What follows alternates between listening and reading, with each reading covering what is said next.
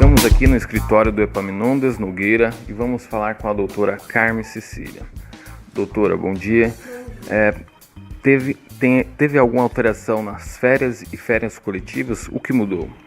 Então, de acordo com a nova legislação, houve alguma alteração em relação às férias. As férias coletivas não houve nenhuma alteração importante ou digna de nota. Na realidade, as alterações das férias coletivas estão relacionadas às alterações que foram impostas nas férias individuais. Então, basicamente, a principal alteração relativamente às férias é que agora elas podem ser divididas em 3 períodos. Antes isso não era possível. Essa divisão em 3 períodos, ela determina que nenhum período pode ser inferior a 5 dias e deve haver pelo menos um período de 14 dias. Então, basicamente é isso. No mais, com relação ao abono constitucional, que é de 1/3, continua mantido e esse abono ele vale tanto para as férias individuais quanto para as férias coletivas. Também mantida a determinação de que as férias não podem começar num período que seja inferior a 2 dias antes de um descanso semanal remunerado ou de um feriado. Então, se vai haver um feriado, as férias têm que começar 2 dias antes. Não pode... O pagamento é antecipado. Isso, o pagamento continua da mesma forma, antecipado e já com o abono, né, quando o patrão vai fazer o depósito.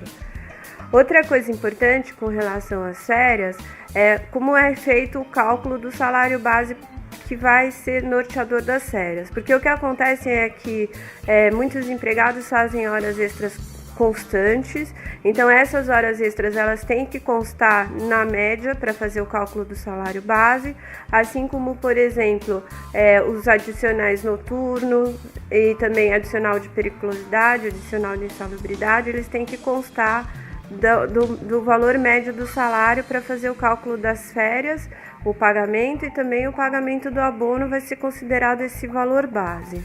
E tudo pode ser negociado em um acordo com o funcionário? Não, o valor das férias não pode ser negociado nunca. O que pode ser negociado agora, o que a lei permite, é que o funcionário possa discutir com o patrão o tempo ou o momento em que vão ser dadas as férias, mas a palavra final é sempre do patrão. Agora, como nós estamos numa época de fim de ano, também acontecem de muitas empresas darem férias coletivas, né? Então, as férias coletivas, elas têm uma série de regras para que possam acontecer. A primeira regra é que elas não podem nunca ser inferiores a 10 dias corridos. A segunda regra é que a empresa que dá férias coletivas, ela tem que fechar um determinado setor da empresa. Quer dizer, não é necessário que a empresa inteira pare de funcionar. Mas, por exemplo, se vão ser dadas férias coletivas para o setor de produção, o setor de produção inteiro tem que parar de funcionar, não pode ter um funcionário lá. Então, tem que ser geral para aquele setor. Além disso, tem algumas determinações burocráticas. Por exemplo, a empresa tem que fazer um comunicado ao Ministério do Trabalho, que vai dar as férias coletivas, comunicar ao sindicato da categoria e aos empregados ela é obrigada a comunicar através da fixação de um cartaz, um local que seja bastante visível, onde sejam apontados o dia do início, o dia do final das férias e tudo direitinho. Também nas férias coletivas, a mesma fórmula de cálculo do salário, né, vai se considerar a média dos salários dos 12 meses. Além disso, uma coisa interessante que talvez nem todo mundo saiba é que é possível que a empresa dê uma parte do período como férias coletivas e uma parte como férias individual. Isso é possível, às vezes, para complementar ou para fechar um período do funcionário, então é possível agir dessa forma.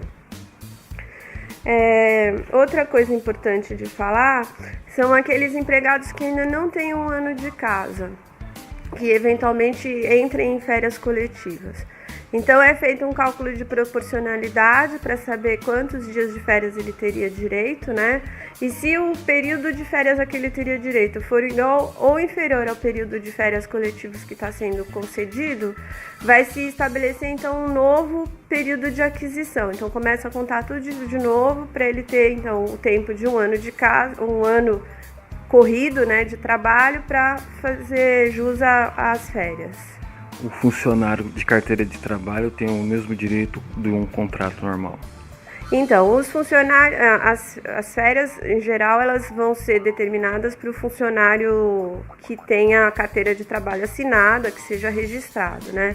O funcionário que tem um contrato de trabalho, tipo um funcionário autônomo que trabalha através de contrato e não de registro em carteira, então esse período de interrupção de trabalho, que é necessário para todo mundo, ele vai ter que ser discutido ou no próprio contrato ou através de uma conversa entre o prestador e o receptor do serviço. Bom, basicamente é isso que é importante saber sobre as férias. É importante usar o período de férias para de fato sair da rotina, aproveitar com os amigos, aproveitar com a família, porque é esse período que vai fazer a gente recarregar as baterias, começar de novo. E no mais, o meu desejo de um Feliz Natal para todos, um ótimo 2018 e boas férias para quem puder gozar desse período bem legal do ano. Muito obrigado. Essa foi a doutora Carme, do escritório Epaminondas Nogueira.